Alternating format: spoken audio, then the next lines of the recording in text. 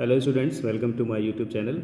Students, पिछले वीडियो में हम लोगों ने आइगन वैल्यू और आइगन वेक्टर से रिलेटेड लेक्चर किया था, जिसमें हम लोगों ने सीखा था किसी गिवन स्क्वायर मैट्रिक्स की आइगन वैल्यूज़ और आइगन वेक्टर्स किस तरीके से निकाल सकते हैं। ठीक है, आज के इस वीडियो में हम लोग देखने वाले हैं कैल-हैमिल्टन थ्योरम, उसका प्रूफ और उससे रिलेटेड प्रॉब्लम। ये बहुत ही इंपॉर्टेंट टॉपिक है, आप किसी भी यूनिवर्सिटी में पढ़ रहे हो, है ना। इस रिलेटेड क्वेश्चंस आपके एग्जाम में पूछे ही जाते हैं। शॉर्ट्स आंसर भी आ सकते हैं, लॉन्ग आंसर्स भी आ सकते हैं, ऑब्जेक्टिव क्वेश्चंस भी बनते हैं, तो ये बहुत इंपॉर्टेंट टॉपिक है।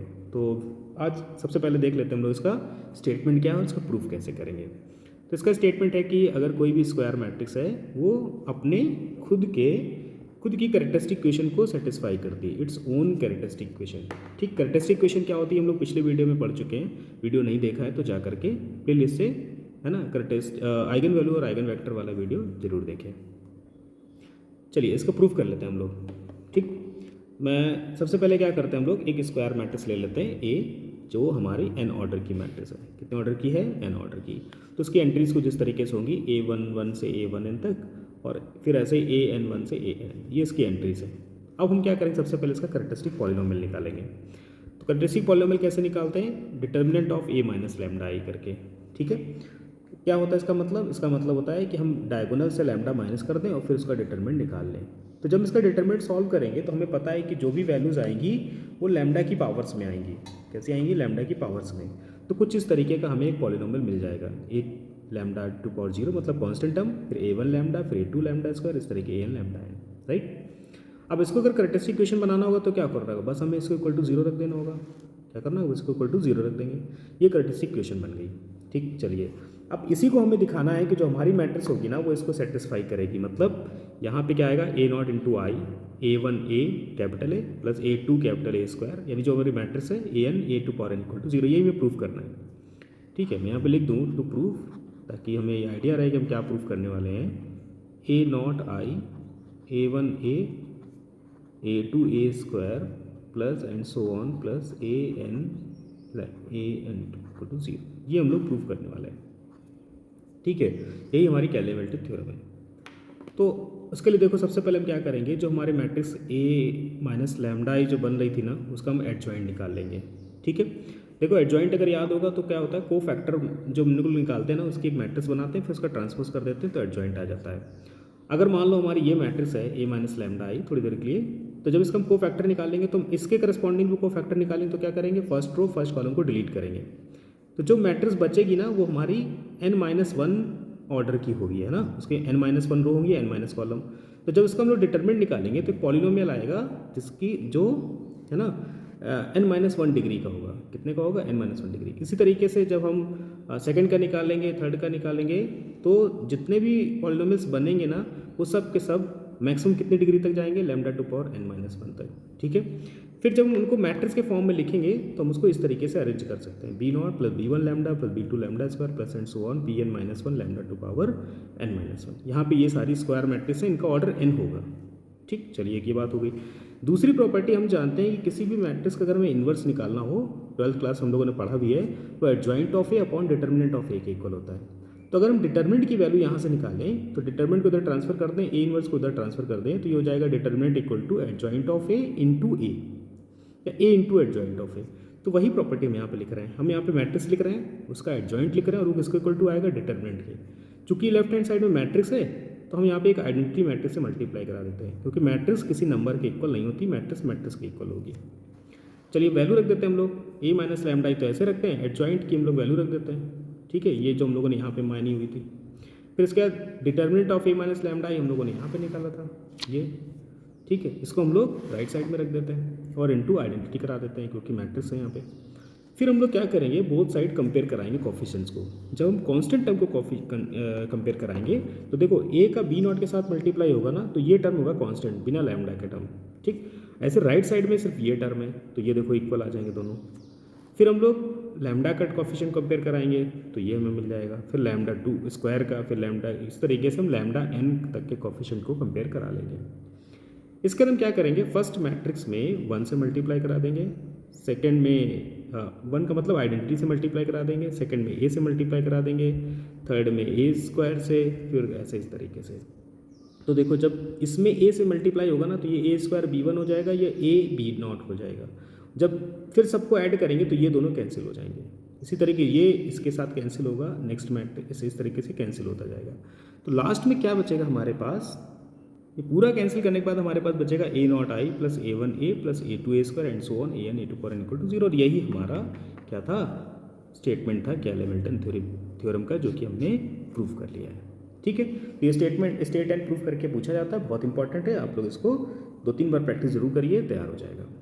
चलिए एक एग्जांपल देख लेते हैं इसका, हम इसके इस पर बेस्ड हम लोग किस तरीके से क्वेश्चंस करते हैं। तो पहला मैंने एग्जांपल लिया है कि find the characteristic equation of the matrix, ये एक मैट्रिक्स दी गई है, एंड वेरीफाई कैली-हैमिल्टन थ्योरम।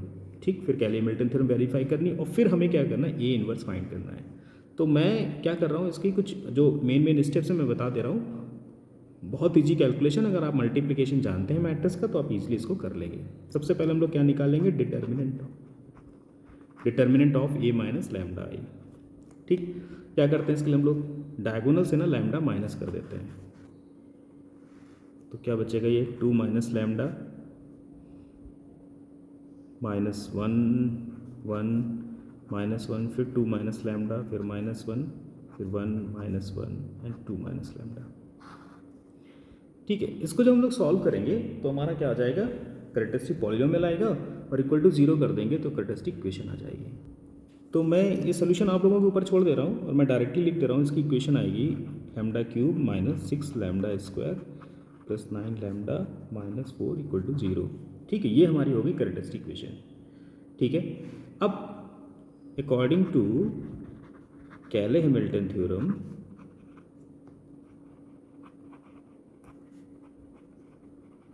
ठीक है, हैमिल्टन थ्योरम, ठीक, हमें क्या दिखाना होगा, हमें दिखाना होगा कि जो ए क्यूब है minus 6a square plus 9a minus 4 into identity equal to 0, ये 0 एक जीरो मैट्रिक्स होगी। क्या आना चाहिए, जीरो मैट्रिक्स आना चाहिए। ठीक है, ये हमको दिखाना है। ठीक, अब देखो बहुत इजी है, इसमें कुछ करना नहीं, ये तो हमको दिया गया है, ए स्क्वायर हम मल्टीप्लाई करके निकाल लेंगे। ठीक है, और ए क्यूब हम ए स्क्वायर में ए का मल्टीप्लाई करके निकाल लेंगे। ठीक, मैं ज़रा दिखा देता हूँ, ए तो हमारे पास ऑलरेडी है, मैं यहाँ पे ए स्क्वायर लिख देता हूँ। ए स्क्वायर जो हमारा होगा वो ए इंटू ए के इक्वल होगा, और मैं ये मान के चल रहा हूँ कि आप लोग मैट्रिक्स मल्टीप्लिकेशन को आसानी से ईजली कर पाते हैं। ठीक है, तो ए स्क्वायर की वैल्यू आएगी हमारी 6 माइनस 5